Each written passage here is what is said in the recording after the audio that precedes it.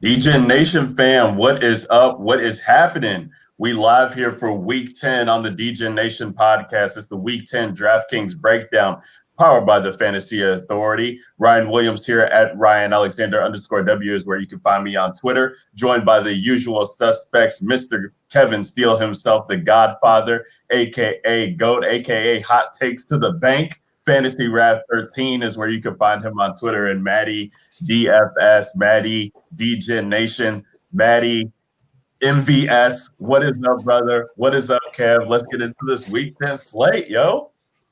The last main slate before Thanksgiving. I know it, man. Wow. Pure chaos ensues on the 5-man pod that we have set up for next week. That's crazy. I mean, well, we got two more mains. We got this one and one more until Thursday, Thanksgiving. Don't jump the gun too quickly, Maddie. I'm a week off. Yeah, you're a week off. You're a week off. That's all right. But yeah, we're going to be, man, we're excited about that Thanksgiving. It's my favorite slate of the year. I just want it to be here already is what it is. It's going to be a great slate, DJ Nation. We're probably going to give you about 90 minutes of content for 3 games as we get some guests on here for the Thanksgiving show as we usually do. So we're excited about that, and we'll definitely be talking about that next week. But we got week 10 on tap, boys, and my, oh my, it's a good one. Episode 88 here for the DJ Nation podcast. If you guys aren't already doing so, follow us on Twitter at DJ Nation Pod.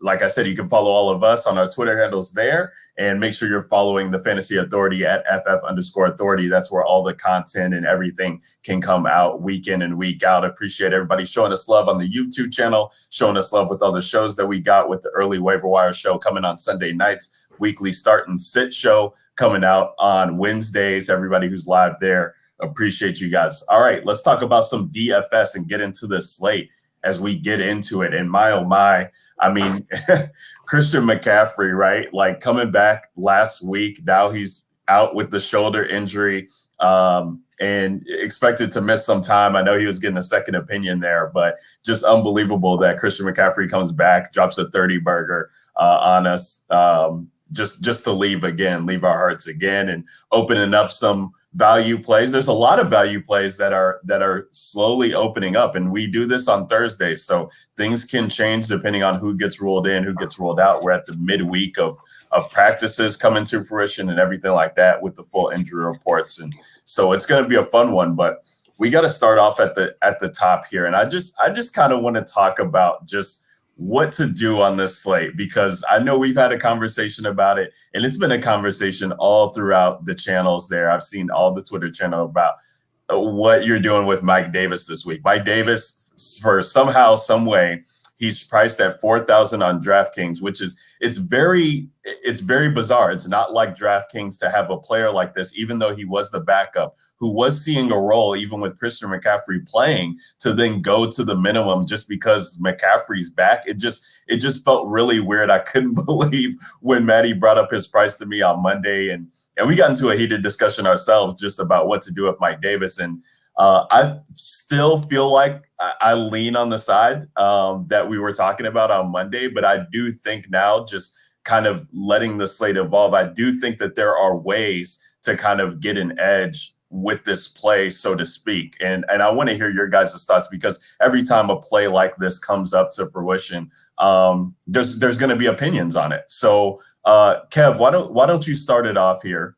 Because you seem to be the most passionate about this play, and just let me know.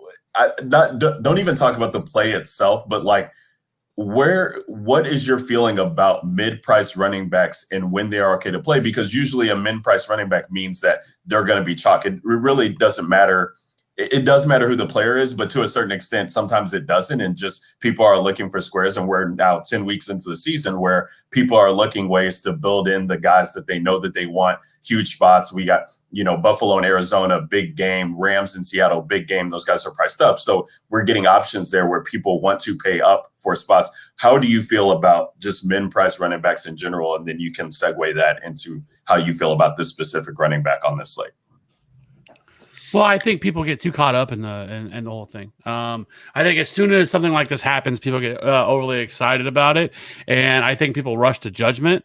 Like, if he was in a great spot, like, yeah, I'm all about it. I get it, and it makes a whole lot of sense. But he's not. This is a terrible spot, and so, like, for me, it really just comes down to like if this was a great matchup against and the roles were reversed, and this was against a bottom defense, then sure, then I'm all about that, and I get the play because of how cheap he is and what he allows you to do. But this spot because a guy that's going to carry, he's probably going to have at least 30 to 40% ownership, if not higher. And when you talk about single entry and 3 entry maxes, he could be 50% owned, and that's just ridiculously high for a guy. And like it would be different, like if there wasn't like a bunch of like last week. I know that every running back bust. I get that. But like even heading into the week, like I wasn't like, man, I'm salivating over all these running backs I really want to play. I thought like there was like 2 or 3 of them that were really great spots. And then there was some other ones that I kind of liked, but I didn't love. And that, and it is what it is. Like, but this week there's a ton of running backs I want to play this week. Like I love this week in terms of for the running backs. And so I just don't think you have to play them. And like I know the argument is, and I've that we've had in the chat is that the Bucs have been terrible against pass catching running backs, and that's actually 100% inaccurate. Like they really haven't allowed a big game. You have to go all the way back to week 2 whenever they played the Panthers, because I went and looked because I was curious to kind of break it down. And you go and look, week 9, Alvin Kamara 5 receptions, 9 yards. Latavius Murray 2 catches, 3 yards. Week 8, Wayne Gallman 1 catch, 18 yards. Dion Lewis 1 catch, 8 yards, a touchdown. Week 7, Josh Jacobs 3 catches, 14 yards. Devontae Booker 2 catches, 9 yards. Week 6, Aaron Jones 3 catches, 26 yards. Jamal Williams 0 catches on 1 target. Week 5, David Montgomery 7 catches, 30 yards, no touchdowns. Week 4, Joshua Kelly 3 catches, 26 yards. Justin Jackson 2 catches, 2 yards. The week after that, Melvin Gordon 3 catches, 12 yards. Devonta Freeman 2 catches, 31 yards. Now you go back to week 2, CMC 4 catches, 29 yards. Davis 8 catches, 74 yards. Week 1, 5 for 51 and a touchdown from Alvin Kamara. That's what they've done. So they have not been terrible against running backs in terms of pass catching running backs. I mean, I would argue it's been the complete opposite.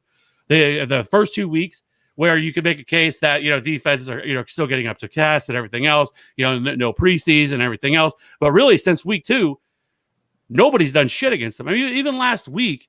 Now the Saints didn't have to do a ton, but still, I mean, Alvin Kamara had 5 catches for 9 yards against them. So to me, like this is not a great matchup for Mike Davis, and so if you go back and look at the game logs of what he was doing prior to Christian McCaffrey coming back, like he really was kind of falling off and wasn't the same guy anymore. Like he had a nice little run, and so all those things considered, like this is not a free square. This is not a smash spot, and there's so many ways this can go wrong. And I grant it at 4K, like if he gets you 10 to 12, it's still not killing you, and you're probably okay. But are you really separating yourself from the field whenever 40% of the field could have him?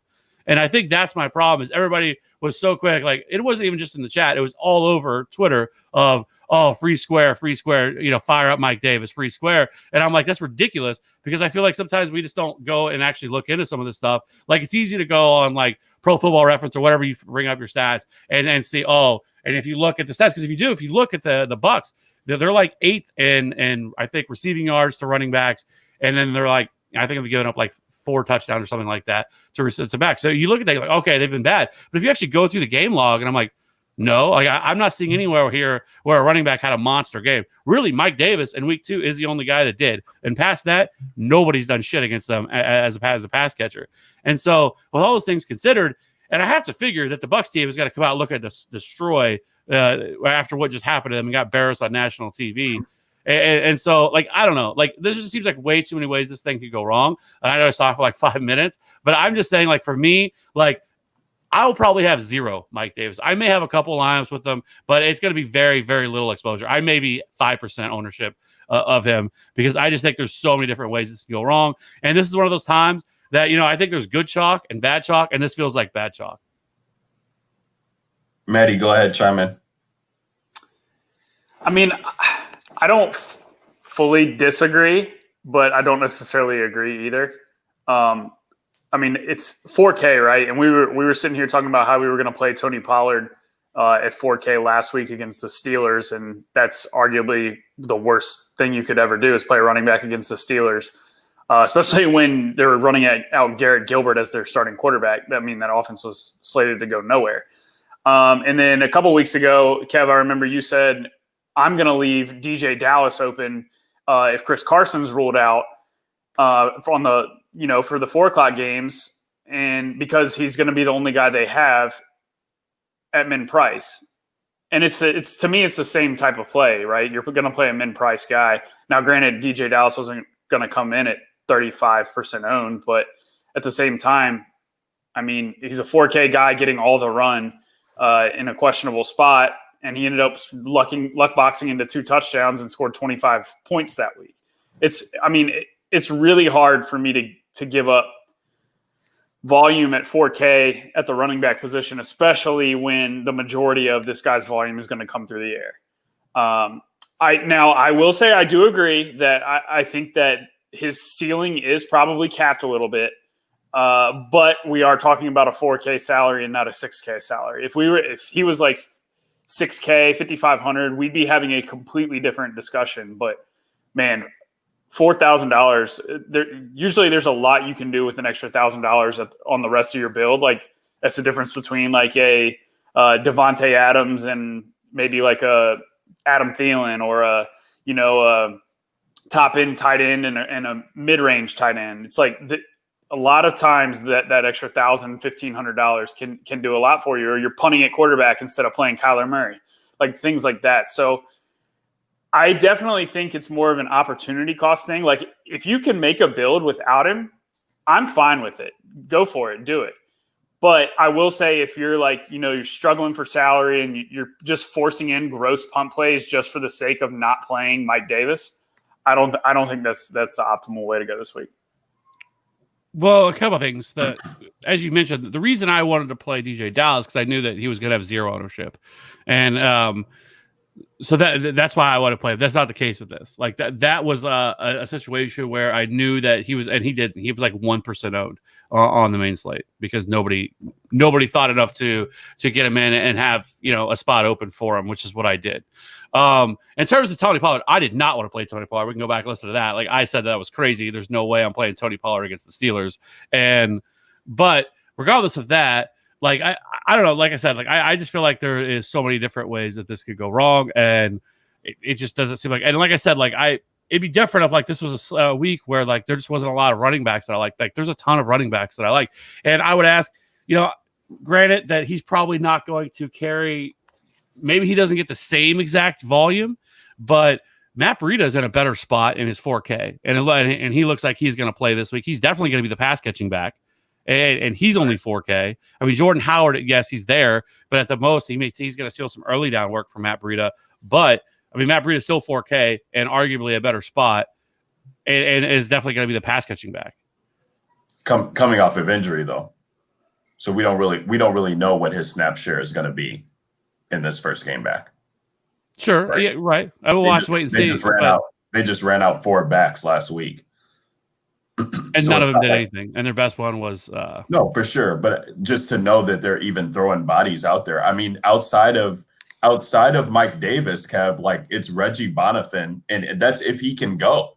Like, so that you're getting 90% of the snaps there with a guy who had been carrying the workload, right? And so I mean, it's one thing when you don't know what the situation is, and it's another thing when you get a guy who's in a situation that is, bountiful as far as, we know that they're only going to use DJ Moore, Curtis Samuel, Robbie Anderson, and the running back. And against this Bucks team where they could be in a position where they need to put up points and they could be, needing to utilize him more and have him on the field and have these short dump offs. I mean, you looked at that first game that they played against, and Christian McCaffrey saw 23 opportunities in addition to Mike Davis putting up that 8 and 74 line. So when you can get a guy like this at 4K, and I understand, Kev, like I get that the play, it does not lead to the upside of breaking the slate. Like I'm not sitting here saying that Mike Davis is going to be the Dalvin Cook of this week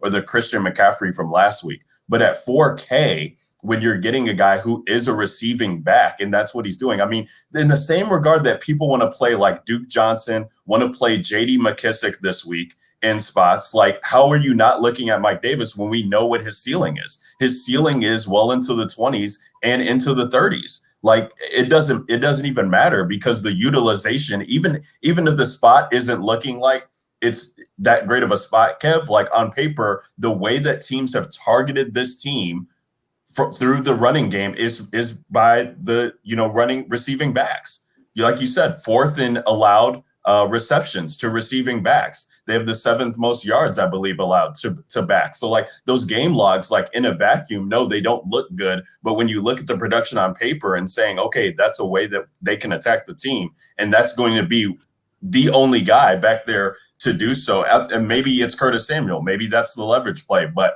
I don't think you really need to overthink it in tighter builds. Like in multi-entry, like the fields that you play, Kev, where there's 20,000 people, 100,000 people you need to be. Then by fading Mike Davis, yeah, that's a smart play because of what his ownership's going to be. But if you're in the fields like Maddie's in, where you're trying to beat 600 people, 1,000 people, like starting with Mike Davis, I think that's a good way to start. And you only need to think about 8 other spots there. If the guy goes out and gets you 15 to 20, you're 3x, 4x on that position and not really needing to think about it. Yeah, if you look, okay. So again, let's just take a trip back and look at Mike Davis. What Mike Davis has done. You have to go back to week 5 until he was if you want to consider him, somebody that you would maybe want to play, and where he was actually utilized as a pass catcher. Because week 6, he ran 34 routes, but he was only targeted 3 times, 2 receptions, 55 yards, right? Or that's total yards. And then week 7, he only ran 18 routes, targeted 5 times. Week 8. He against the Falcons, which we know the teams want to, that they're not good against pass catching running backs.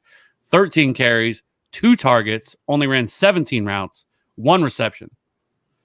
And so, I mean, things were turning down. Like they were not utilizing him that way. And a lot of it had to do, and I think a lot of that correlates with the fact of Curtis Samuel being more involved in this offense. Like that is right when Curtis Samuel, because Curtis Samuel is also being utilized as a running back. Like he's getting touches out of the backfield, and they're using him much more in that manner. And if you look at the game logs, I mean, I think they pretty much coincide with each other. The fact when Curtis Samuel started going off is at the same time as we're seeing Mike Davis's numbers trend down.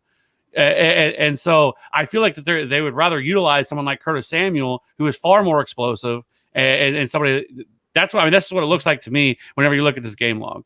And so again, like I feel like you could be looking at this scenario where he gets 13 carries and maybe he gets 3 or 4 targets, and you're like, damn, I got by Mike Davis, right? And so for me, like I don't even talk about this for, I guess, almost 20 minutes now, but I'm just saying, for me, I just can't do it. I think there's so many different ways this can go wrong.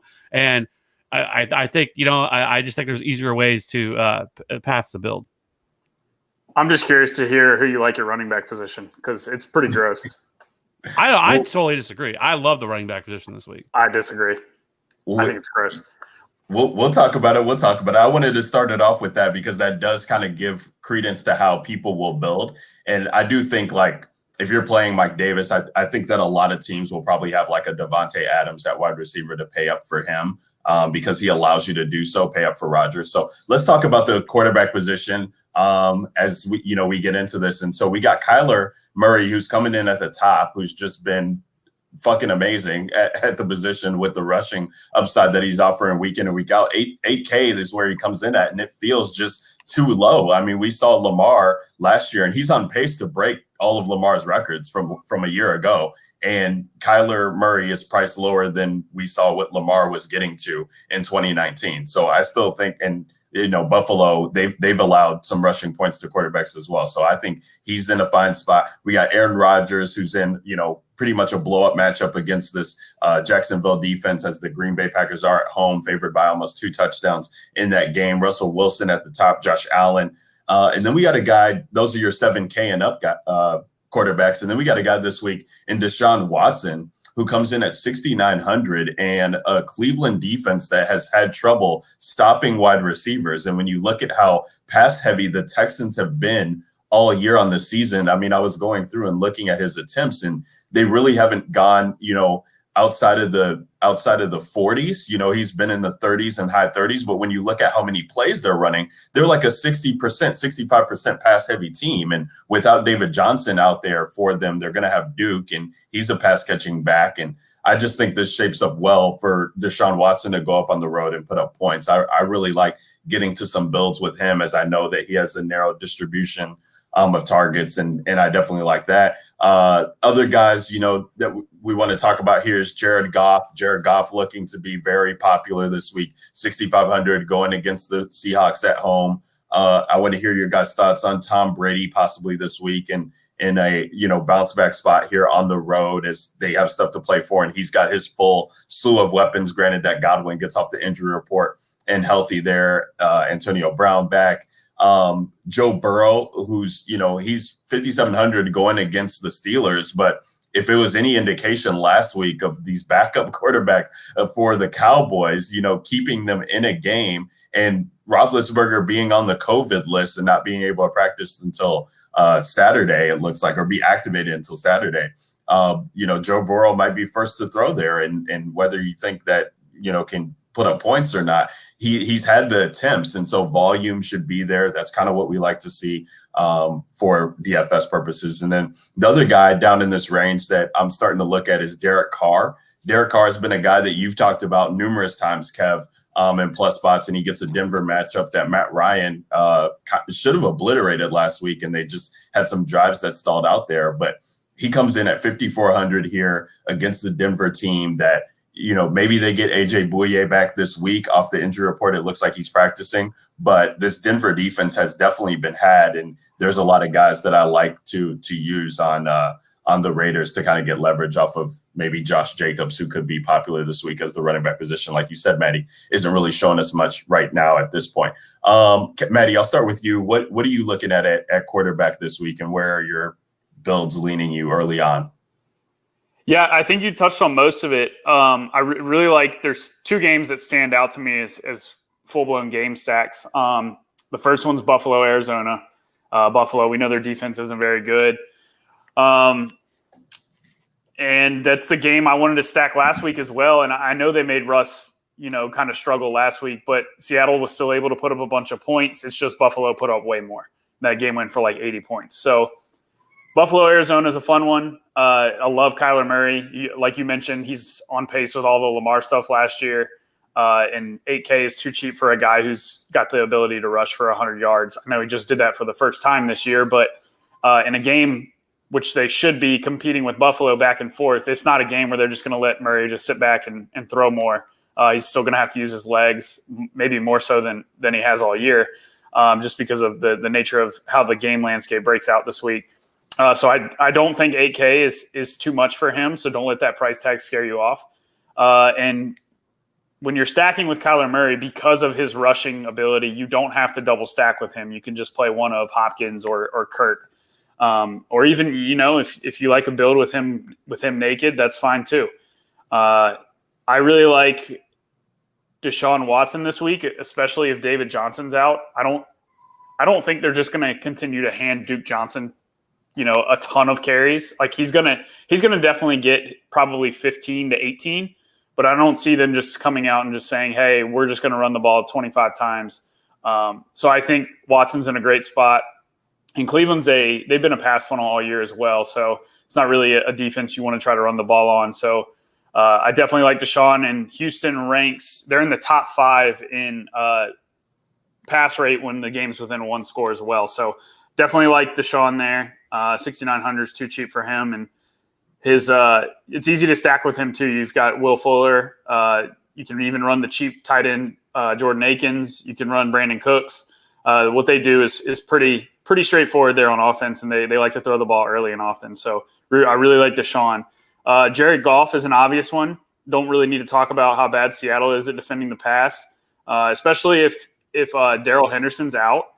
I don't see them just handing Cam Akers a bunch of work, similar to the Houston situation, right? So a lot of times we want to play these backup running backs when they do get into the starting role. But at the same time, when you've got a decent to good quarterback, Jared Goff's decent. I mean, he's not good by any means, but I mean, he can get the job done better than most quarterbacks in the NFL. But against Seattle, you throw the ball against them. So if Henderson's out, I like Goff even more. And then the cheap guy I'm on this week is Carson Wentz. Philly throws the ball similar to Houston. They throw the ball the eighth highest pass rate when games are within one score.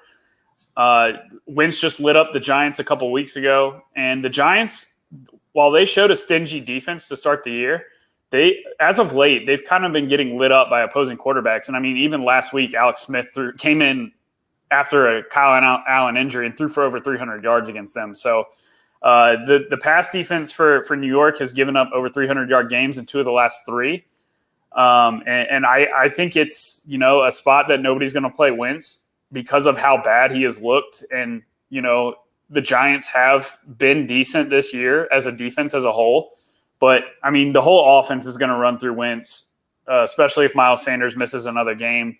And 5,900 is too cheap for a guy who could throw the ball 40-plus times. And he's, his last 5 or 6 games, he's thrown 2 touchdowns each game. He's got rushing upside. That New York Giants game, he had a rushing touchdown. He's got multiple of those this year. So Wentz is a sneaky guy with a 30-point upside in him at 5,900 in a divisional game against the Giants. So those are the 4 games and quarterbacks that I'm sticking with this week. Kev, what about you at quarterback? How you feeling? Yeah, it's pretty much the same. Kyler has pretty much just been matchup proof. He's crushed every single week. He has at least 60 yards rushing, I think at least 4 of his games, or I think it's 6 of it. I think at least 6 games this year. I mean, so he's kind of giving you both, whether he doesn't get it done on the ground, he still has the ability to, has 8 rushing touchdowns as well. So, I mean, there's a lot, especially on DraftKings, where you get 6 points for the rushing touchdowns for quarterbacks. So, even at 8K, I still, this is like a Lamar Jackson situation for him last year, where, right. Every single week, the guy's just matchup proof. So, I mean, Aaron Rodgers, great matchup. Now, the only thing that would worry me with this one is, do they just kind of get out early and just steamroll them? Because I don't think Jake Luton is going to keep this magic going that he was doing last week, where against Houston. I don't think it's going to happen against Green Bay, especially in Green Bay. I don't really need to talk about Josh Allen. I think Justin Herbert as well against Miami is in a great spot at 6,600. Like him a lot as well. I completely agree. As one of the guys I was going to talk about was Carson Wentz. Love that play as well. I think people will be scared away a little bit of this Giants defense, and I don't think you really need to. They've pretty much been fortunate where they've given up the 4th most passing yards on the season, but they just have not given up a ton of passing touchdowns. They've only given up 14 compared to a lot of these other teams, which puts them kind of down further down. So that's kind of where, I think people maybe not want to play him as much. And, Jalen Reagor's back, Travis Fulgham. We're going to get Alshon Jeffrey back. It sounds like that he finally is practicing full. We'll see what that guy's got. So, Dallas Goedert, like, there's a lot of weapons here, and none of them are really that high price. So you can kind of build a pretty good cheap stack with Carson Wentz. So, like him quite a bit. I think if you want to go lower, like, I don't hate Matt Stafford at 5,800. Like, I feel like I keep going back to that well. And one week it's really going to really pay off. But I mean, a couple weeks ago he had 27 fantasy points, or DK points. So I think it's there for him. I'm curious if the pace will be there. It doesn't sound like Kenny Galladay's got to play. Now we're going to have to monitor with TJ Hopkinson, because all of a sudden he didn't practice today, even though he practiced in full the day before. So that's something we'll have to monitor with that. I mean, if Hopkinson's out and Galladay, then there's no way I'm playing Matt Stafford. But I still think Stafford at 5,800, I think he's cheap enough that you could get there. And then I don't hate Drew Lock again. At 5,500, he came through last week with a 33 against Atlanta. It is a divisional game, but it is in Las Vegas. So, we're inside a dome here. So there's no concern about weather or anything like that. So at 5,500, like Drew Lock, like the last 2 weeks, like really, or the last week and a half, like Drew Lock has looked pretty good.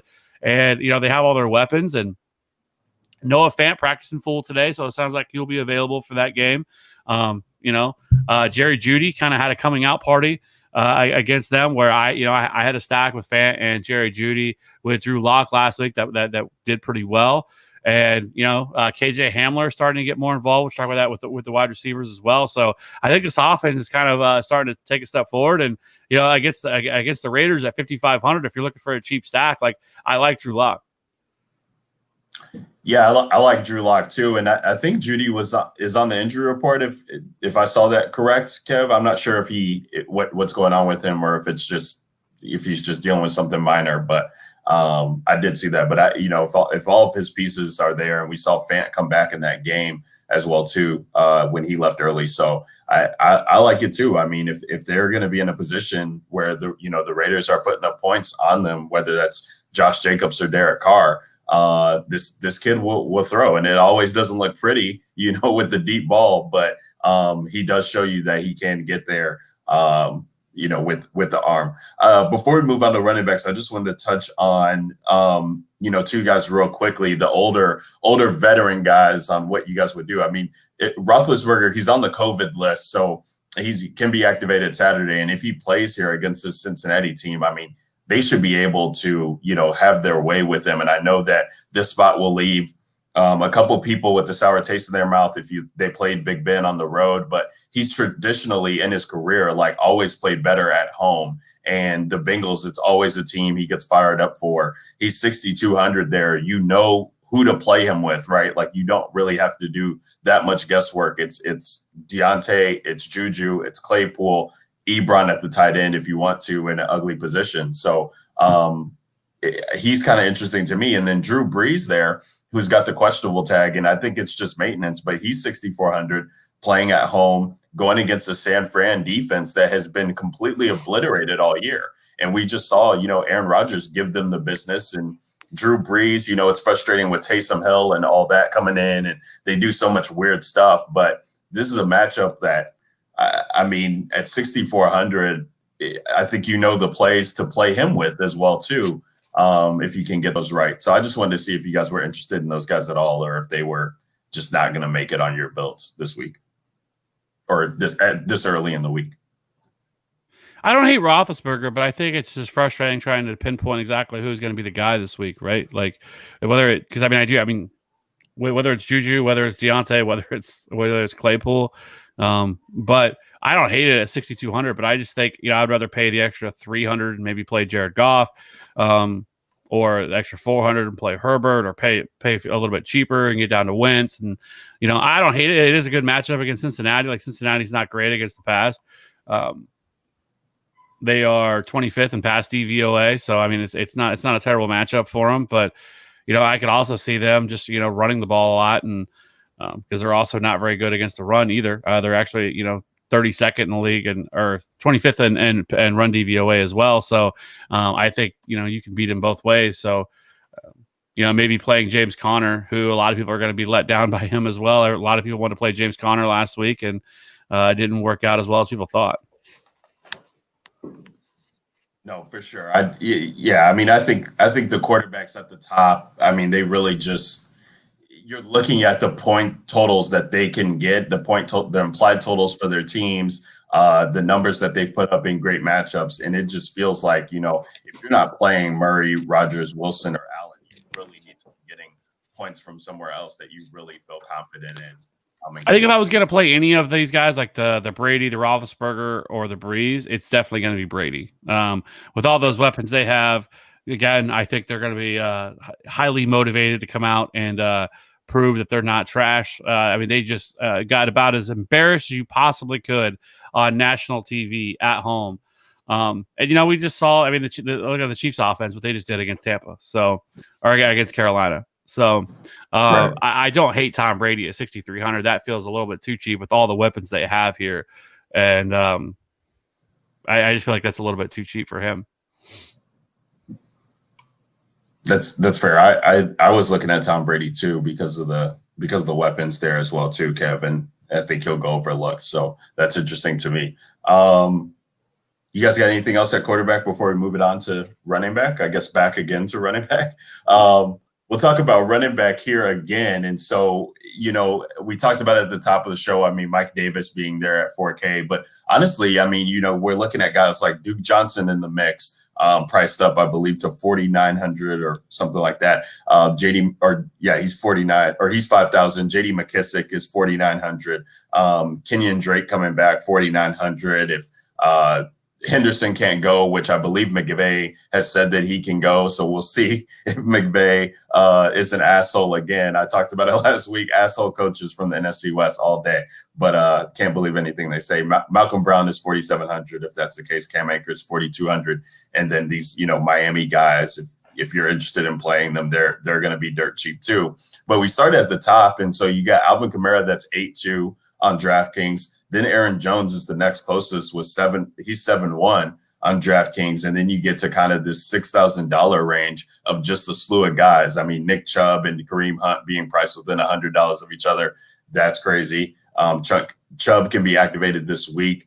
Miles Sanders at 6,400. I saw people talking about him in the chat, and that's kind of a spot that I was looking at too, because if I'm going to play Mike Davis against Tampa Bay because they give up catches to running back, the Giants, they've been pretty stout against rushing, but against receiving backs, that's kind of the way that people have been targeting him. So Miles Sanders comes back, and we know he's, in the mix there always. 6,400 just seems kind of cheap for him coming off of injury, priced around guys like Chase Edmonds. Chris Carson's questionable. Joe Mixon probably won't go. And then we're already into the 5K range. So I'm interested to kind of hear where you guys are going. I mean, for me, like I was building a cash team. I just threw in Aaron Jones, threw in Mike Davis, and kind of just went building from there. But in GPPs, like I said, I like Miles Sanders a lot this week. I mean, if Chubb's not activated, Kareem Hunt would be I'd have so much of them in the spot against Houston. But if it's Chubb and Hunt,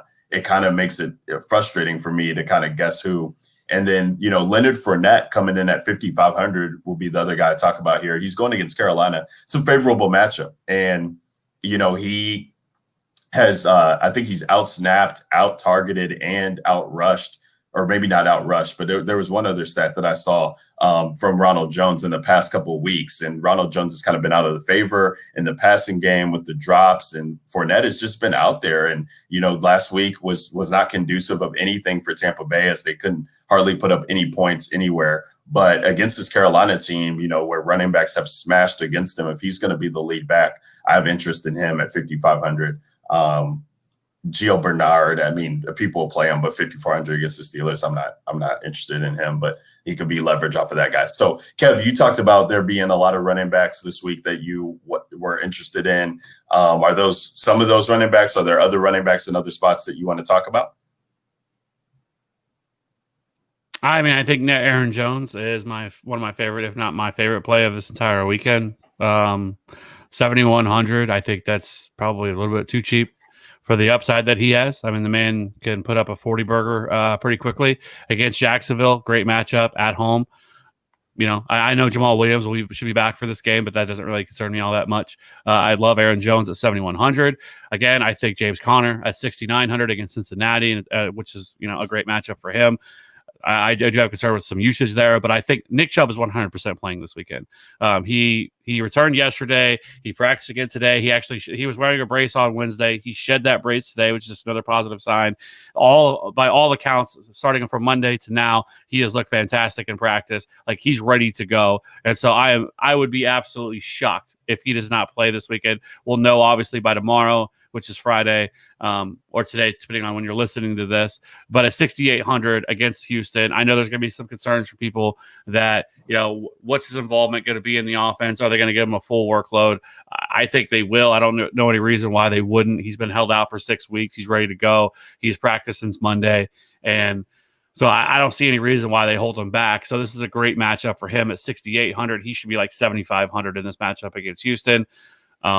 I think you can play James Robinson. The dude continues to get all of the touches out of this backfield against Green Bay. Green Bay has not been very good against the run. I love him. You already talked about Miles Sanders, 6,400 against Philly. Fantastic matchup. $6,400 is entirely too cheap for his upside and his ceiling. So I love some Miles Sanders if you can get to him. We're gonna have to monitor things. I would love to play Chris Carson because the Rams have not been very good against the run either. But it doesn't sound. I mean, Chris Carson, I don't think has really practiced yet, and I think, he still did not practice again today. So it's really looking like he's not going to play. He's yet to practice this week.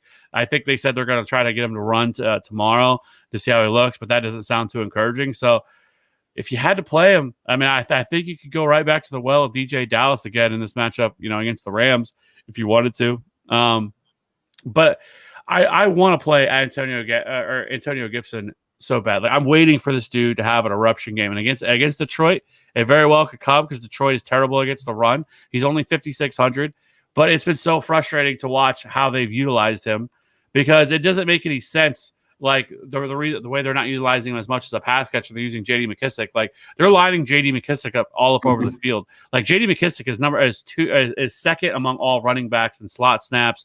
Last week he saw 14 targets.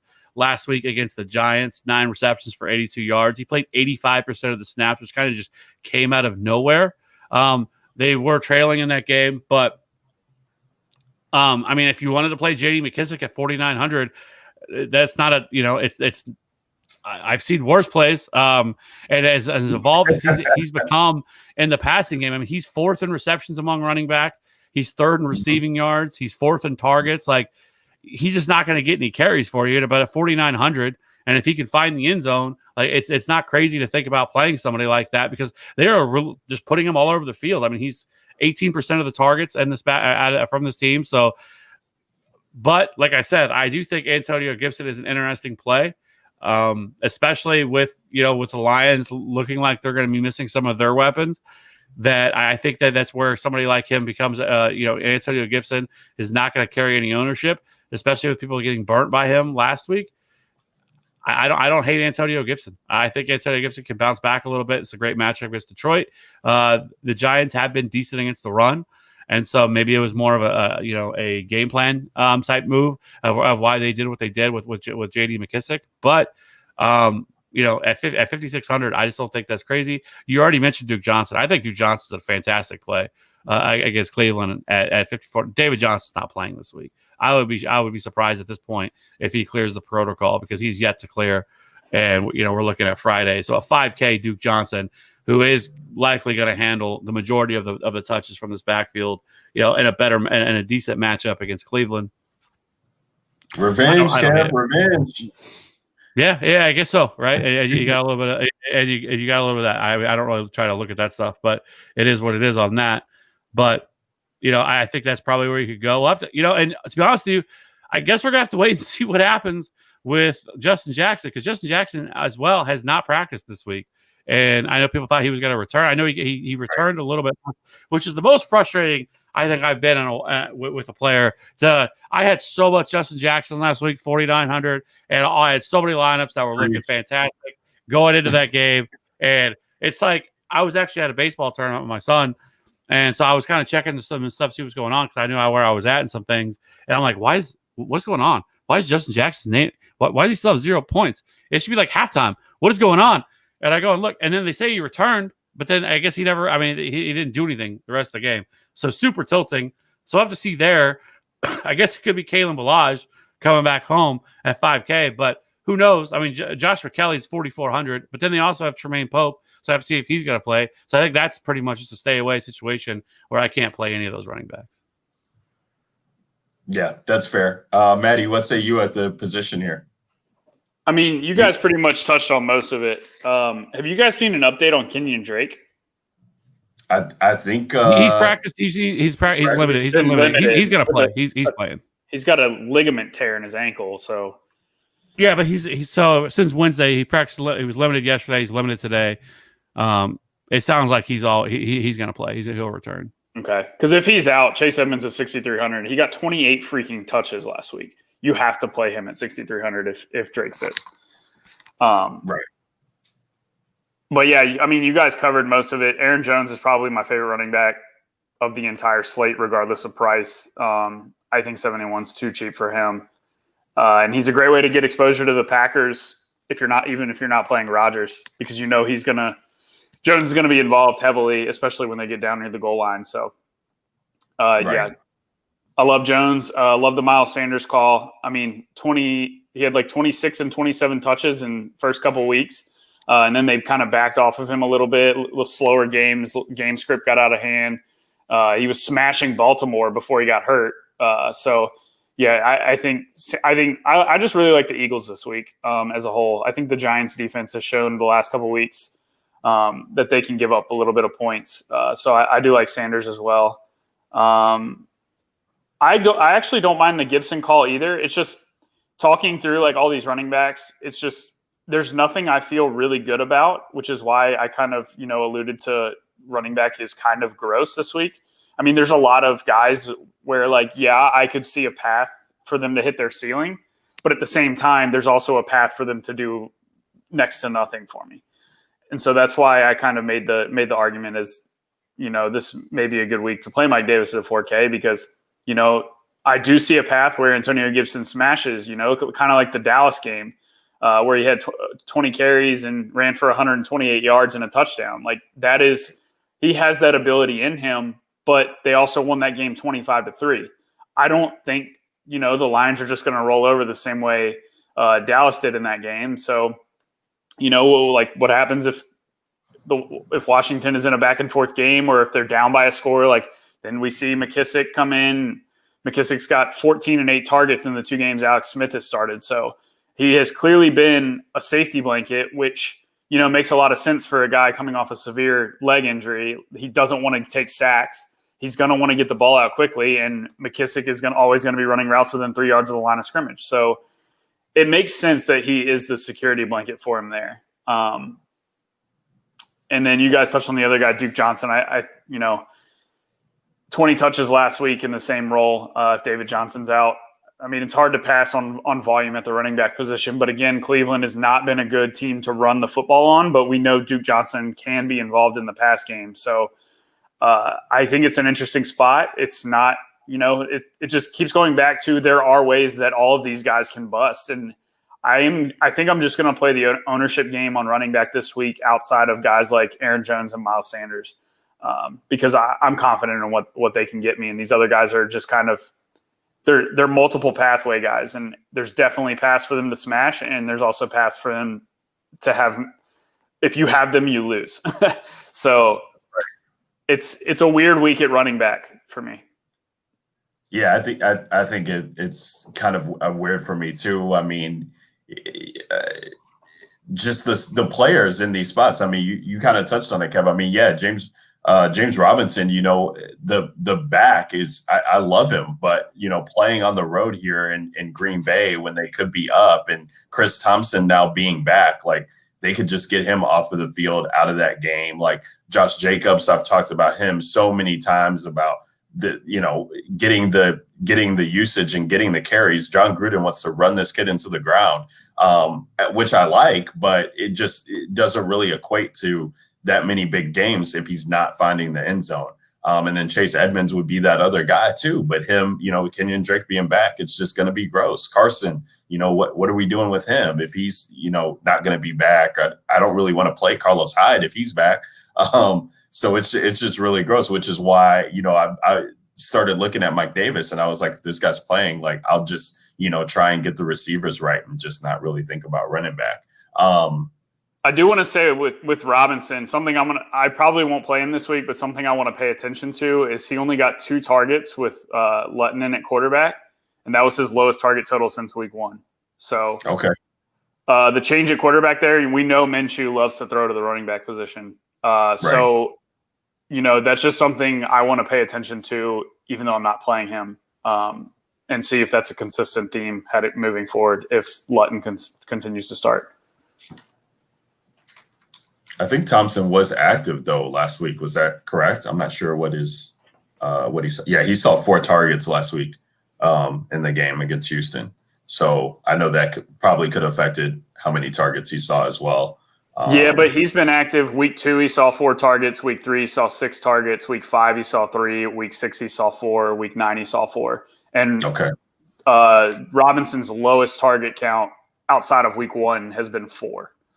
And he got 2 last week. So even with Thompson active in previous games, Robinson still has seen a 4 to 6 targets per game. So, yeah, he still played. Yeah, it turns into more of a pure rushing outlook for Robinson if Lutton's not going to throw to him. And I mean, he's got a pretty big arms, and he looks like he wants to stretch the ball down the field, and that's what he did in college too. So it may be a thing. It may not be. It may just be a one-game anomaly. So it's going to be something I pay attention to. Fair enough. Yeah, because it looks like he played 78% of the snaps, 6 red zone touches, but he ran 12 routes, only 2 targets, no receptions, almost had 100 yards. Yeah, which, I mean, if you look, I mean, week 4 through 7, he had 22 routes, 19, 22, 19. But previous to that, it was 11, 13, and 15 rounds. So we'll just have to see how it shakes out. Yeah, fair enough. Let's talk about receiver, guys, moving along here. And I mean, receiver is going to be fun this week. There's a lot of good spots here at receiver, and a lot of those guys are high priced. So that's why people will look to pay down at running back. But we got Devonte Adams, who's at the top, and what he's been doing on this year has proven that he deserves the price tag of $9K as he comes in this week, and maybe even more. I mean, the target totals are just absolutely absurd since getting hurt in that Detroit game of just double digits in every week. I mean, 2 games over 170 yards, 196 yards against Houston, and this Jacksonville defense, the secondary has just been a turnstile. I mean, even with Sidney Jones being out there, who's been okay, but the volume that they're seeing is just ridiculous. Clay Brooks, Herndon, CJ Henderson, the rookie, like these guys are just going to be no match for Adams, who's going to be everywhere on the field. So people will probably be looking to play Adams with like Mike Davis or with some of those cheap running backs to fit him in. But then you got DeAndre Hopkins at 7,700, Metcalf, Diggs, Thomas, Keenan Allen, all round out to 7K range. And so, Maddie, you kind of talked about it at the top, right? Like a lot of people want to play Arizona Buffalo. So I really think that Stephon Diggs ownership here is going to be good. Even with Patrick Peterson on the other side, he's been beat this year before. He is their better corner. Drake Kirkpatrick's been out. I think he'll be back this week, but they're dealing with a slew of other injuries to their secondary. So if these guys have to rotate out at all, I mean, Stephon Diggs has been amazing, and he's Josh Allen's favorite guy. So he's in a good spot. Beasley's in a good spot in the slot. John Brown, if he can get, some of these deep connections, the Buffalo side will be targeted. Arizona side, maybe Hopkins gets targeted too, even with Tre'Davious White over there. Christian Kirk, I believe will garner some ownership at 5.7.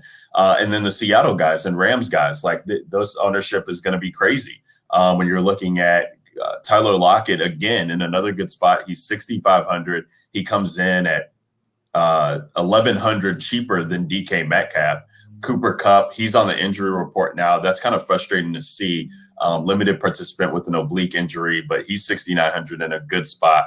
So that's crazy. You got Robert Woods, 6,600. I mean, all these guys in the 6K range and above are going to see ownership, not even to mention guys like Keenan Allen, who's 7,100 against Miami. Michael Thomas, 7,400, which just seems way too cheap for him. So, as we look at the spots, I think what I'll try and do is to get pieces from the games that I want to target, right? I like the Rams game, so I like getting to Cooper Kupp on some teams. I like getting Seattle pass catchers. It's another Lockett week. I feel like this week in the slot there as Jalen Ramsey will be on DK Metcalf.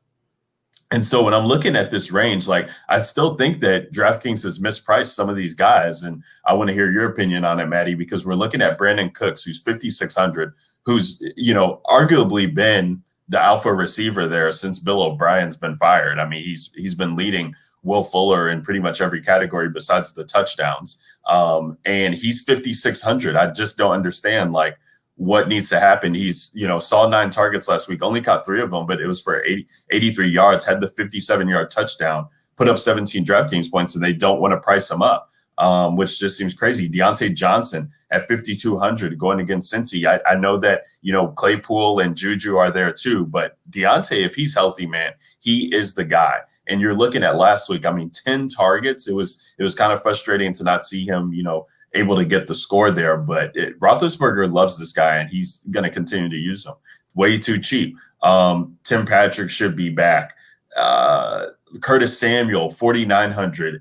That seems, like too cheap to me with McCaffrey out the way that he's been utilized. So it does shape out to be a fun week at wide receiver where I'm just looking to, maybe get one or two of these guys who are in the mid tiers and then, kind of pay down at one or two of the other spots in the flex. So I'm kind of curious to see what you're thinking, Maddie. How are you feeling about wide receiver this week? Yeah, I mean, 9K is tough to pay for Devonte Adams. I mean, you almost have to play Mike Davis if you're going to go that route. But I mean, it's Adams and Jones, right? Or in the random MVS blow up games. That's really their offense. So I wouldn't hate you for playing a 9K Adams because he does have 40-point upside. But man, you'd have to sell me on the rest of your team because 9K is a lot for one guy. Outside of him, I mentioned the Buffalo-Arizona game. Hopkins, 7,700. I think this is the cheapest we've seen him yet this year, maybe. Yeah, he's been in the 8K range since week 2. He's been 7,700 or higher. In the last 3 games, he's been over 8K. So back down to the 7,700 range. A guy who's going to put up 25 to 28 points on a weekly basis. Definitely like him there. I think we see Jalen Ramsey, the coach for the Rams, came out and said that's why the whole reason you play the game is to put superstars on superstars. And I think he was hinting at Jalen Ramsey's going to be covering DK Metcalf. So that it does, like you said, Ryan, I think it's a lock-it week for that reason, even though Ramsey hasn't been as much of a shutdown as he was a couple of years ago in Jacksonville. Keenan Allen, he's had over 10 targets in every game that he's played with Herbert. And I think that's 7,100 is still too cheap for him. And slot receivers are where you attack Miami because they're good corners. Xavier Howard and Byron Jones play on the outside. So I'm expecting another big Keenan Allen day. I love the Houston side. I agree Brandon Cooks is way too cheap. Him and Will Fuller continue to share over half of the market share for air yards and targets for Houston. So it's a pretty obvious stack when you're loading up Deshaun Watson. You can easily you throw in one of the tight ends or you load up both the receivers, Fuller and Cooks. So I love both of those guys this week. I don't think Cleveland has an answer for them. Mentioned Philly. I think Fulgham is going to see Bradbury a decent amount. So I'm actually on Rager this week for 4,200. I think we keep seeing these deep targets to Rager, and we finally saw him catch a short touchdown last week. So he's definitely going to be utilized pretty heavily moving forward. And, there's been a lot of talk about how good this rookie wide receiver is. And I'm excited to see him get a couple games under his belt and then finally turn him loose. I still think they've got a little bit of training wheels on him, but I think 4,200 is too cheap for a guy like Rager who can stretch the field and can kind of run the entire route tree. So I will be having some Jalen Rager this week. Outside of that, why is Brandon Ayuk 5,700 against New Orleans? Debo is doubtful, and this dude has seen 7 and 10 targets over the last 2 games. He's approached the 100-yard mark in both of them. He's scored 4 touchdowns on the year this year, both rushing and receiving.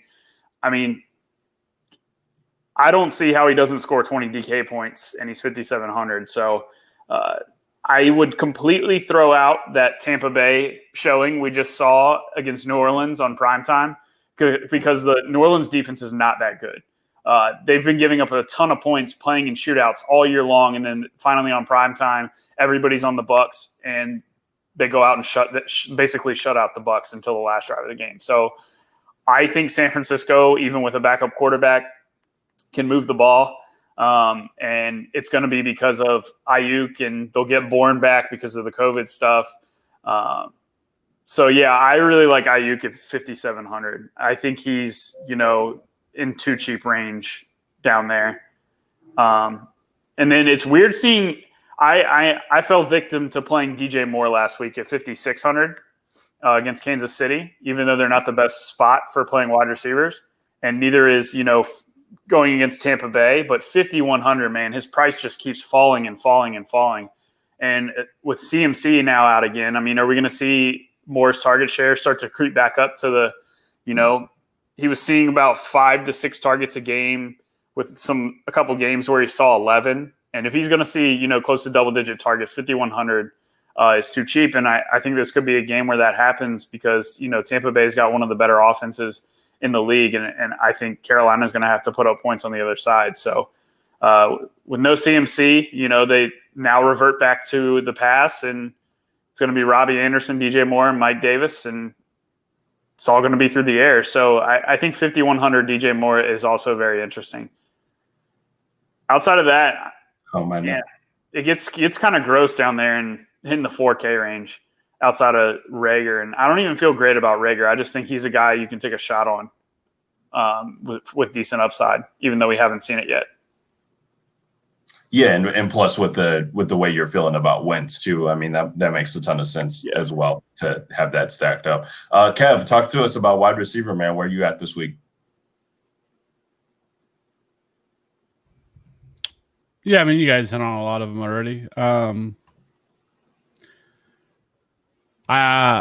Definitely going to be. I think Keenan Allen is super interesting at 7,100. He gets a great matchup. He's going to get one of the better matchups being on the inside. So if you're wanting to stack Herbert, I mean, he's going to get Nick Needham, who's allowed pretty much 70% catch rate on the season. And the dude has just been absolutely peppered with targets every single. I still don't understand why he's only 7,100, considering the amount of targets he sees every he was single week. I mean, it's 13, double digits 12, every week 11. Since Herbert started. Right. Yeah. Other than the week that he got hurt, I think he got double digits even that game too. Yeah. No, he only got 2. He got hurt. Yeah. Okay. Yeah, he scored that touchdown left. We didn't see him the rest of the game. Yeah. Anyways, but Keenan Allen again, I just don't get it. 7,100. Michael Thomas 7,400. I think you can go back to that again. He was involved heavily early until it was just kind of a blowout and they didn't really need to play him anymore. So Michael Thomas 7,400 again. He's a guy that probably should be. We're typically used to see him in the 85 9K range, and at 7,400. I think you can go there at home. So I do like Michael Thomas. I get people wanting to play Cooper Kupp, not saying Robert Woods is probably going to be seeing more, a lot of Jalen Ramsey. The corner that he is going to be seeing is absolutely fucking awful. And DJ Reed, who's allowing 86% catch rate, 86%. Could you? How do you even have a job if you're allowing 86% catch rate? Like, that's just fucking everything. And a 2.64 yards per route covered, which is I think of the most of any corner outside of Devonte Harris for the Broncos. It's fucking awful. So I get why people want to play Cooper Kupp. He is obviously one of his favorite targets, but I still think you can play Robert Woods 6,600, especially if he's going to be becoming less owned. So I like that a lot. I really want to play Terry McLaurin because he has a great matchup too, because Desmond Trufant has been awful this year, but I don't know what to expect with him with Alex Smith. Like, I don't know. I think he can still see a lot of targets, but I don't think he's going to be seeing any deep targets because that's just not what Alex Smith does, unless, he's playing with Kansas City with the best weapons in the league. So I still don't hate it, though, at 6,800. I love Will Fuller.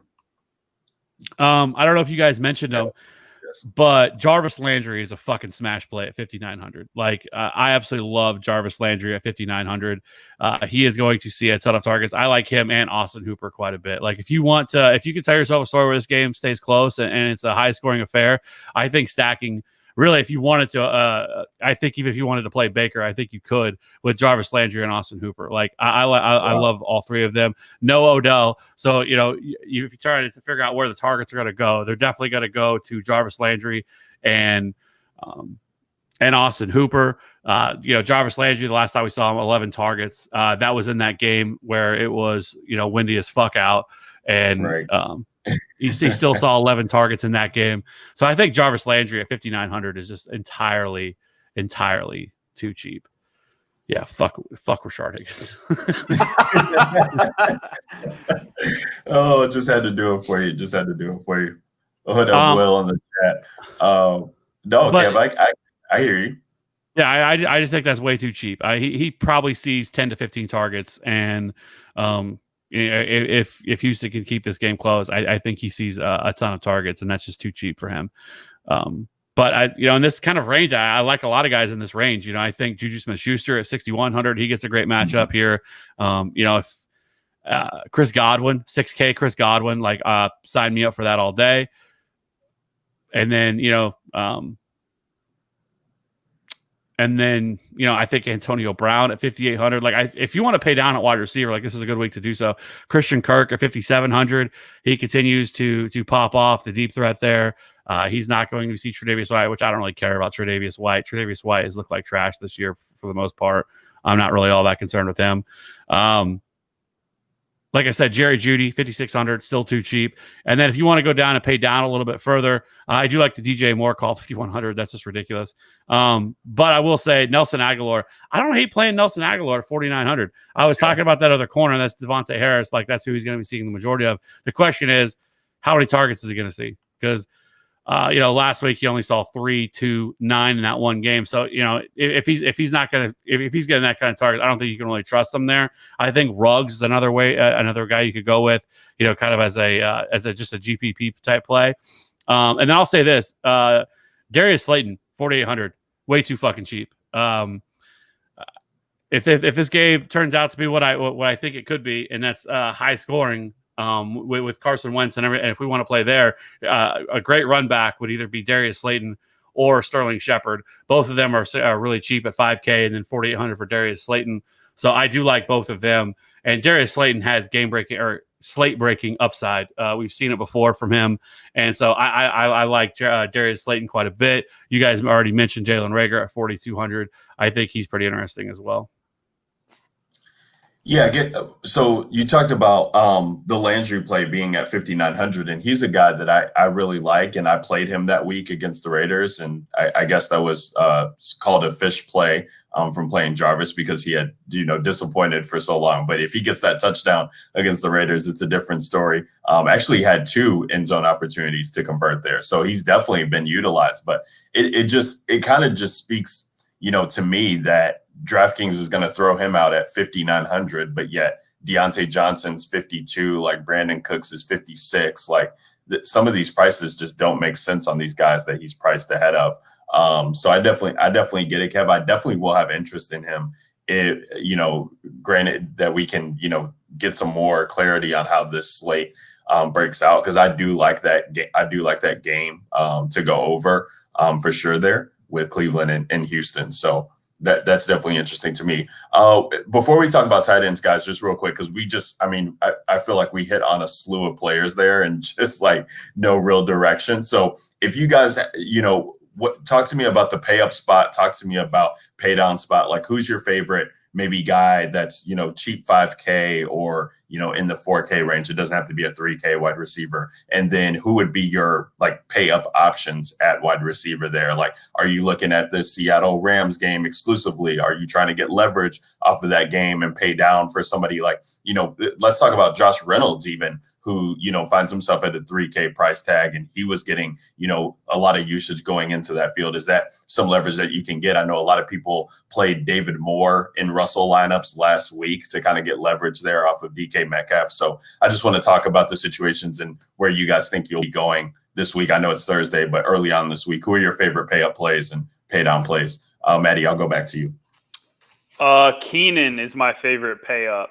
Him and probably Robert Woods. I think 6,600 is too cheap for Robert Woods against Seattle. We haven't really seen a high volume Woods game yet, and he still continues to put up, fantasy points. So I think in this game they're going to have to throw a lot, and Seattle is a team that you can throw on very easily. So yeah, Keenan Allen. You're getting 10 plus targets from him, and slots against Miami has been a thing all year. That's by far their worst cornerback on the defensive side. So those two would be my pay ups. It's not really a value, but Ayuk is probably one of my favorite point per dollar receivers at 5,700. That offense, I just find it. I don't see how he doesn't touch the ball 10 plus times with no Debo, no Kittle. they involve him in handoffs and all that, get him involved in as many ways as they can. So I think 5,700 for a guy who can have 100 yards receiving and a receiving touchdown and a rushing touchdown, I think it's too cheap. So, and I will say I don't have many cheap wide receivers that I feel good about. Like, if you can get to these 5K, 6K guys, please do. Because, I mean, these 3 and 4K guys, it's like there are paths, like similar to kind of how we were talking about running back. There are paths, like Josh Reynolds.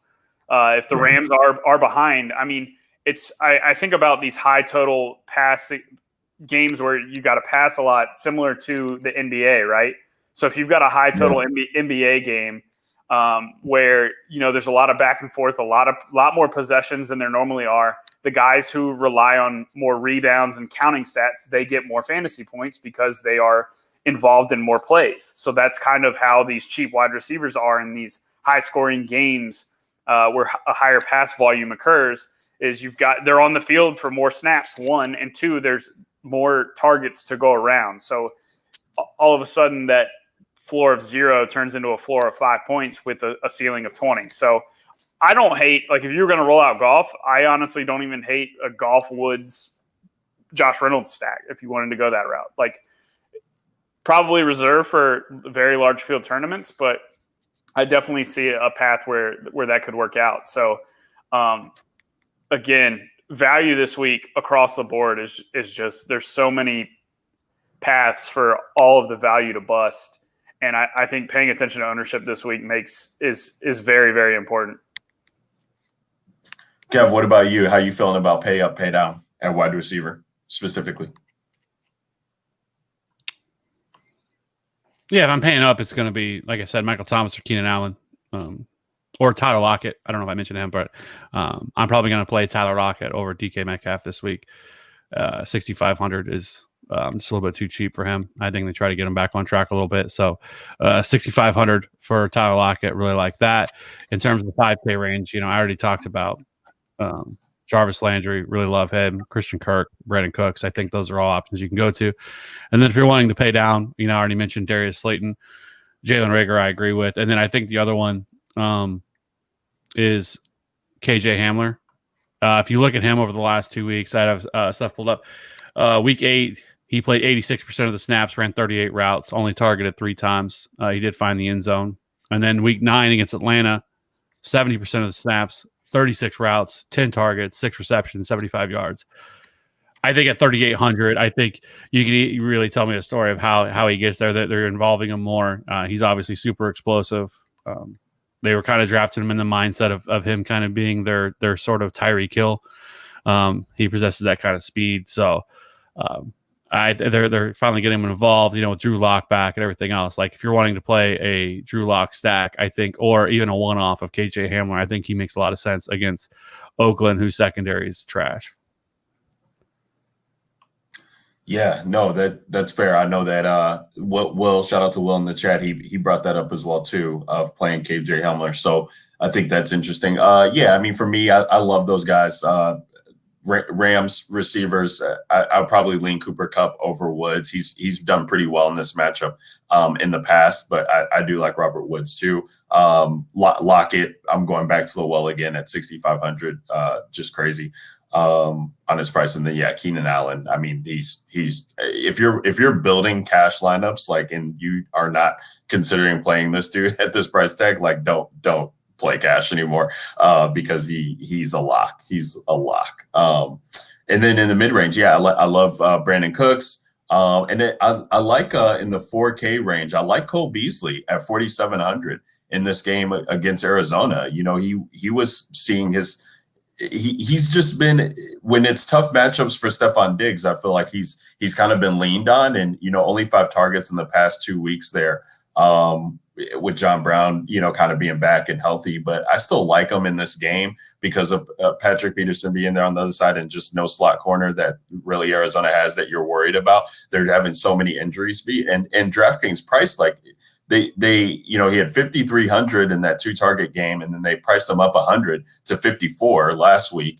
and he went for 3 and 39, and then they dropped him all the way down to 47. So I feel like he's a good leverage play and helps me get exposure to Josh Allen there on teams that I might not otherwise do. And then the other guy, real quick, was just Chris Conley. He comes in at the min price at $3K. I was looking at Keelan Cole to start because I did like, figuring out what I could do at cheap receiver in that Packers game if Lutton is going to have to throw. And he got 8 targets from Lutton in this first game. So, it's not something that you could necessarily bank on, but I think it is interesting. Chark is dealing with an illness. He didn't practice Wednesday, didn't practice for today. If Chark somehow missed or wasn't going to be 100%, I think Conley's interesting there, as, you could project Jacksonville to maybe have to throw 40 times in that game. So, I like him a lot. I will say this, just for reference, we'll have to keep an eye on this. So it looks like the game in Cleveland,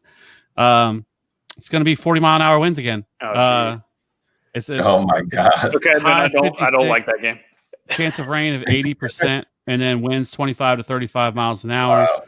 But it does say mainly cloudy and windy with occasional rain, mainly in the morning. So I don't know what that means. So that's why I said we'll have to monitor it and see how it's going to come in because. All right, Kev, give the weather report. Give the weather report on Sundays on the TFA show. That's what we're gonna have to do. We're gonna have to monitor, see what the weather's looking like, because right now that's what they're calling for. Tune into the TFA Game Day Sunday show. There you go. There's the plug. 10 a.m. Central. Get Weatherman Kev on there. No, that's funny. It's Kevin Steele time now. I love it. No, something to monitor for sure. Let's talk about tight end and defense as we get ready to wrap this up, guys. And so tight end, it's kind of a wasteland to me this week. I'm definitely Dallas Goedert. I'm definitely looking at paying down. Yeah, I mean Dallas Goedert, he's 4,200. I do have interest in Austin Hooper, like you mentioned, Kev. He's 3,900 coming back there from the appendectomy, and if he's healthy, and it looks like all signs are pointing to that, like. He's in a great spot here, if we can avoid the windy bowl too in that game. I do like him. I do like getting to some Gerald Everett too. I mean, going into the bye for this team, he was seeing 14 targets in his past 2 games. Really, I thought carved out a role to be a safety blanket for them. And going against this, Seattle team that can get pressure. They just got 7 sacks on Josh Allen last week. So if he needs to find guys in the middle of the field, I think that'll be Coop and maybe even Everett too. At 3,100, he's nice. And then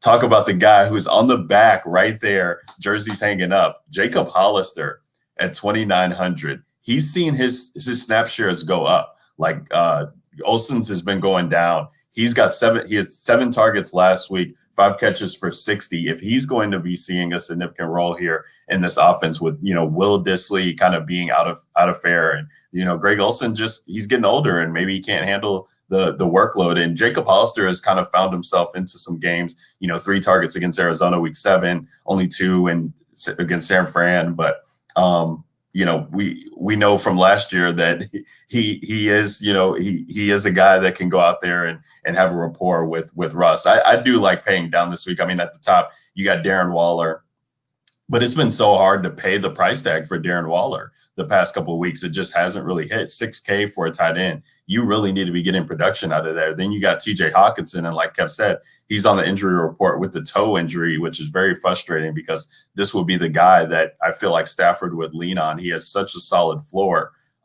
with his target totals, being around 5, 6, 10, 8 in the past 4 games. So you definitely like that. And then I do have some Evan Ingram interest. I do think the tight end there that you want to play is Goddard, but Evan Ingram at 4,500 with Tate being out of the mix, and just Danny Dimes, if he isn't hitting the big play, he's got to look short. And Ingram's been having some pretty solid weeks to speak of in the past couple weeks. So talk to me, guys. Kev, I'll start with you. Tight end this week. You said Goddard, and that's it.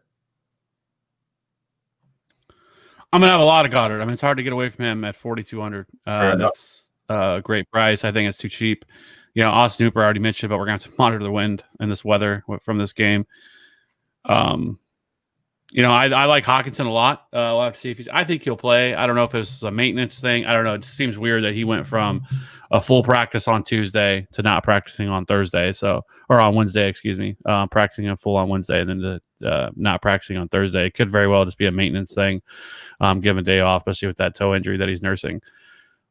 Past that, like that's I don't know. Like it'd be cool to play Dan Arnold. The Bills have been terrible against tight ends on the season. Yep. But it's really. I mean, I don't know I don't think he could. That's a pretty thin play. I mean, he hasn't seen more than 50% of the snaps since week 4. But he's still running some routes. I mean, 13, 14, 10. He had 3 targets week 7 and 1 target in week 9 against Miami. So, yeah, that's pretty much where I come in. I mean, I think it's pretty thin for me, at least in terms of tight end of where I want to get to. I like the Evan Ingram call at 4,500. They're finally starting to do more things with them and getting him more utilized. I would love to play one of these Texans tight ends, but with both of them back, they kind of eat into each other's opportunity. Yeah, it's hard to trust. Maddie, how about you, tight end this week? How you feeling? Well, I really liked Hooper until we just got the 40-mile-an-hour wind news. I mean, it's the same thing we talked about 2 weeks ago, and we saw every single game that was windy, it scored like a combined like 20 to 25 points. It just completely nukes the entire ceiling of the whole game. So, yeah, right. I'll come off that game probably completely. I mean, I guess you could play a one-off here or there for, maybe somebody who catches short passes, but it just feels like a game where both teams are going to try to run the ball. Yeah. By the way, especially with Cleveland, if you can run all over Houston and they have no excuse to throw the ball. So, why don't you just give Chubb and Hunt a combined 40 touches? So the Green Bay game, the Green Bay Jacksonville game is also periods of rain and snow showers in the morning, mostly cloudy. High near 40. Winds at 20 to 30 miles an hour with gusts over 40. Play Aaron Jones. What that means. So we'll see again. We'll have to monitor. I mean, maybe the weather's wrong, but we'll see. Those are the 2 games that look like are the 2 biggest threat of the entire weekend.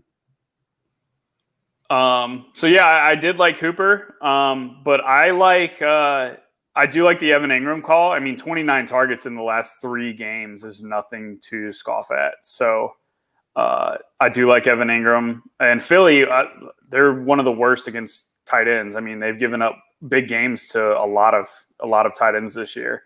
And then down low at 3,100, Gerald Everett going against Seattle, I think is very interesting.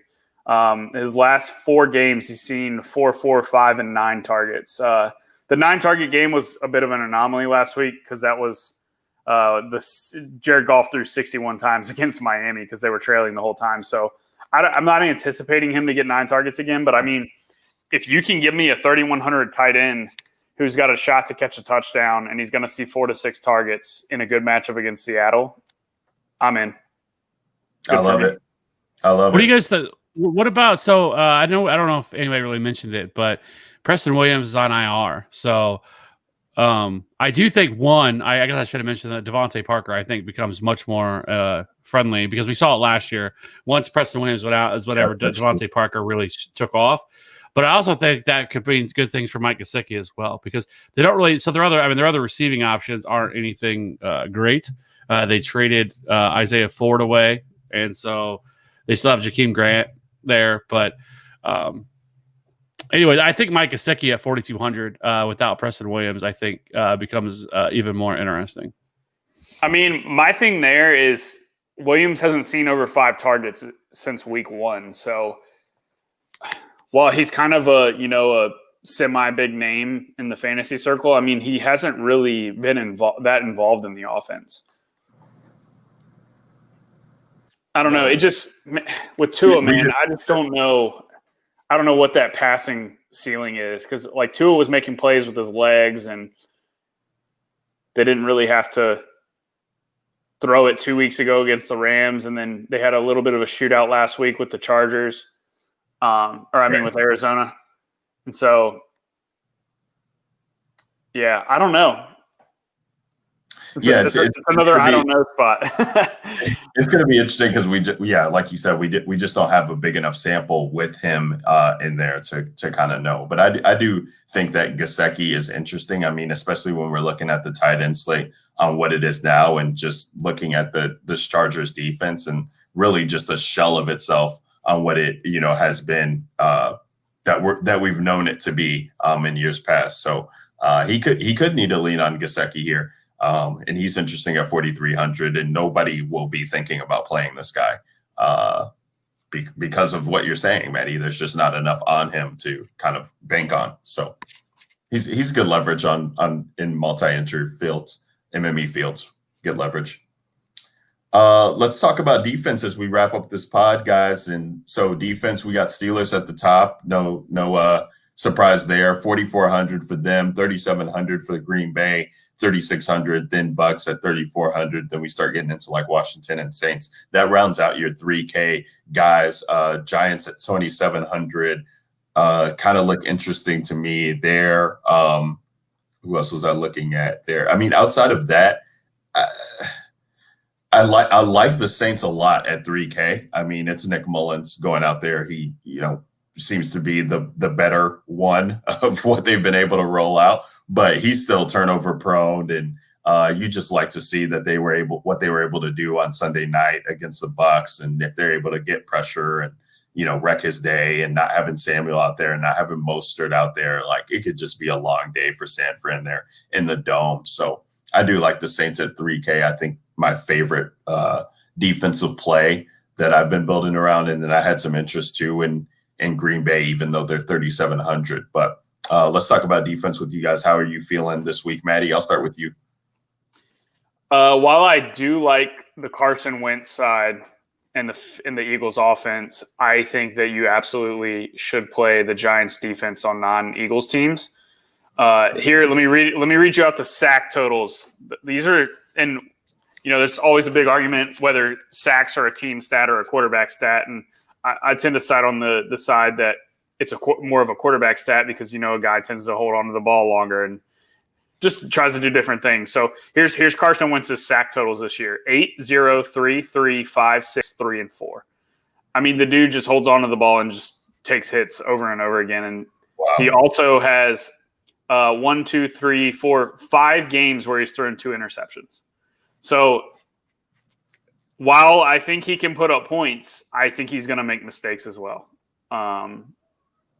So Giants, I like to pay down. Giants is what I'm going to try to pay down and get the salary for, because I can't – any of those other defenses below them, I can't make a good case for them. I like that. I like that, Maddie. Kev, what about you defense this week?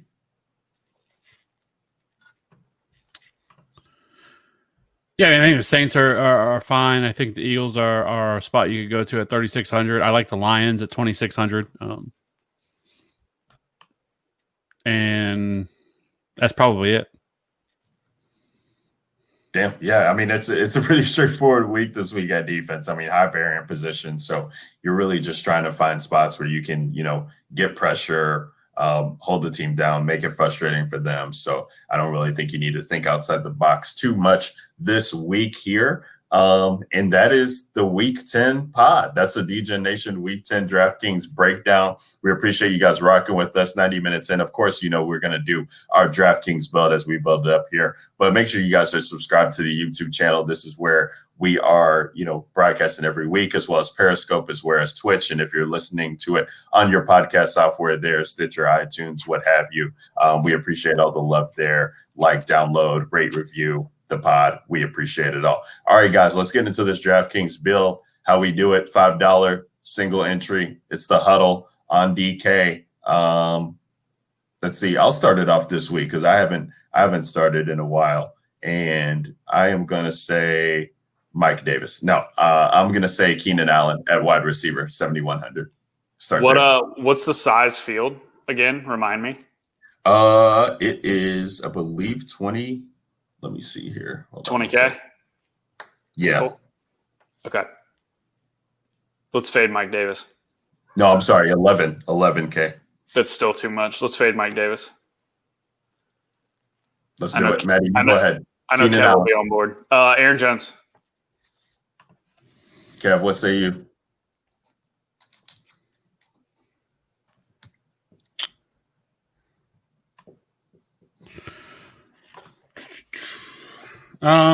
Let's go. I think we can do it. Let's go Wentz.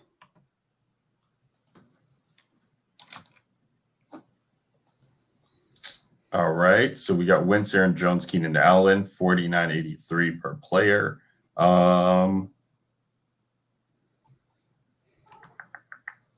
Let's go. Let's go Lockett, 6,500.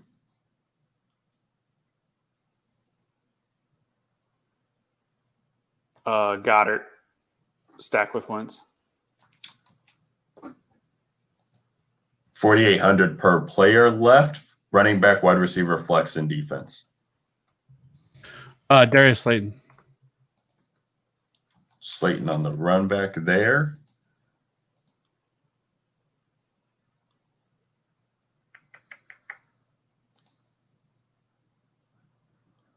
Let's see what we can do here. Miles Sanders, running back. I do like that double stack there of Sanders and Wentz because, I mean, Sanders can catch a touchdown too. Yeah, I like that. And everybody will try and guess pass catcher, wide receiver. Right. Because, I mean, how many times have we seen Wentz throw 4 touchdowns and 350 yards, and it's like he throws it to like 10 different pass catchers where nobody gets over 50 yards and 4 different guys catch a touchdown. Sanders can get one. Boston Scott, when Sanders has been out, has gotten them. So it's $4K for flex and defense. $8K total. Let's go.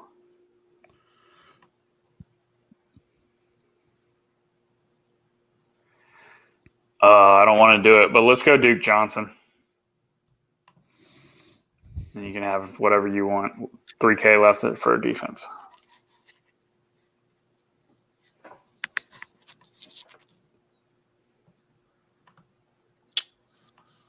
Oh, then we're just going to go with Saints. Saints D at 3K. So team right now is Carson Wentz, Aaron Jones, Miles Sanders, Keenan Allen, Tyler Lockett, Darius Slayton, Dallas Goedert, Duke Johnson, Saints D. That's the full salary. That's the team submitting it in 50K, $5 huddle. And that's going to be a cap on the DJ Nation pod for this week, guys. Thanks for rocking along with us. Much appreciated. Like I said, YouTube channel, Fantasy Authority, the Fantasy Authority. Make sure you guys are going there. Subscribed if you're not already. Appreciate everybody who's been rocking with us all season long, listening to the videos. Like Maddie said at the beginning of the pod, we got 2 weeks until the Thanksgiving show, and that's going to be fun. We're going to give you guys multiple shows that week as we'll have the Thanksgiving slate. And then we'll come back and do the main slate as well for Sunday. So that's going to be a fun one in 2 weeks. We'll get you guys a little bit more, tease it a little bit next week and kind of roll out the details. But there will be guests on the show. It won't just be the three amigos. We'll bring in some other guys to kind of chop it up with us. But that's going to do it for the Week 10 pod. We will catch you guys in the Slack chat. Reach out to DJ Nation Pod, FF_Authority, Fantasy Authority Pod to get in there, or one of us. Ryan Williams at Ryan Alexander_W, for the Godfather himself, Fantasy Rat 13, Mr. Kevin Steele, and Maddie Bucks, Maddie Dickinson at Maddie DFS. That's going to do it for us. We will catch you guys week 11. And until then, get that money. Peace out, y'all.